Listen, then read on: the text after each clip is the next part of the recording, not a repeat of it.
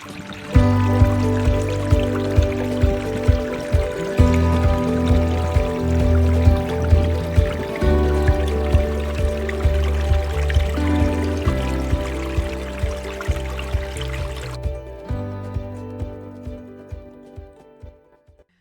fear ann fadódar of anam Íona.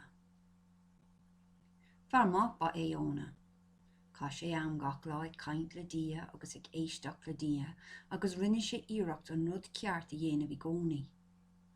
Ach is solam a rá, ní raibh a cósanna I Nineveh mar sin, níor cá siad éon am ag caint le dia ná ag éisteach leis, agus ní raibh éon simachá an rud ceart a dhéanamh.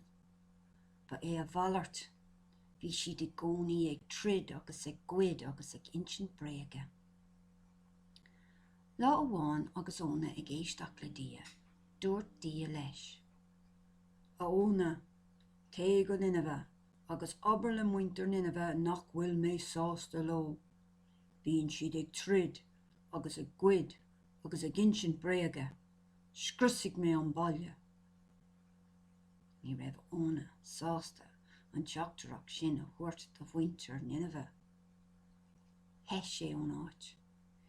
Gúigh sé síos go dtí an trá, agus fuair sé long a bhí ag dul trasna na farraige I bhfad ó Nineveh.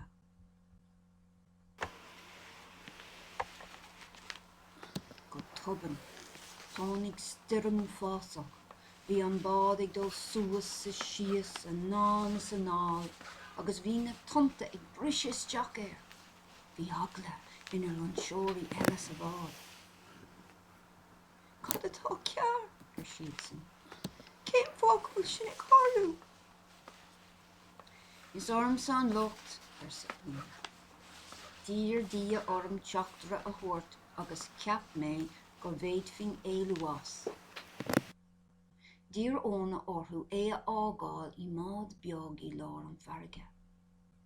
Go lua agus a dag siad Íona sa bhád beag, ciúnaigh an stirim. Bhí Íona in éonar I lár an farraige anois.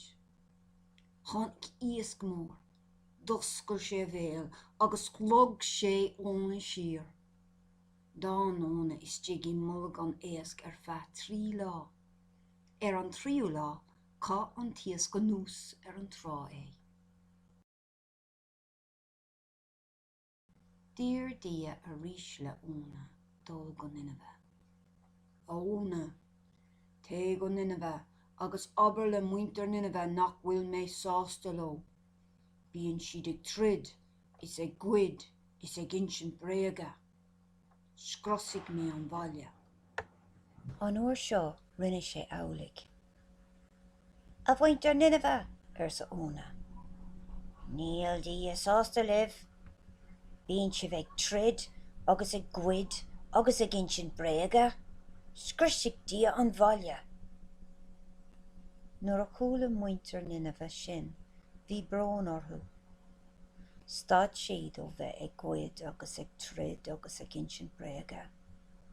Chúig siad go dtí an teampall chun brón ó rá le dia. Chonaic dia an athrú mór a tháinig ar bhaintear Nineveh. Cúla sé iad ag rá go raibh brón orthú, agus níor scrios sé an baile.